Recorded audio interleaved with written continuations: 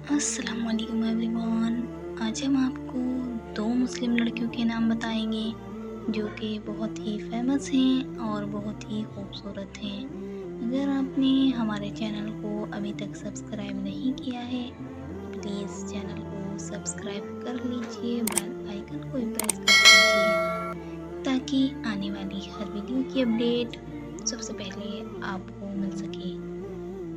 तो चलिए एवरीवन, हम वीडियो को शुरू करते हैं। नाम महापारा, मायने चांद का टुकड़ा। हमारा दूसरा नाम है मुस्कान, मायने मुस्कुराहट, तबस्सुम। अगर आपको हमारी वीडियो पसंद आई हो तो प्लीज़ वीडियो को लाइक करें, शेयर करें, चैनल को सब्सक्राइब करके अपना नाम कमेंट कीजिए। इंशाल्लाह हम नेक्स्ट वीडियो में उस नाम की मायने बताएंगे। तब तक के लिए अल्लाह हाफिज़। मिलते हैं हम आपसे नेक्स्ट वीडियो में।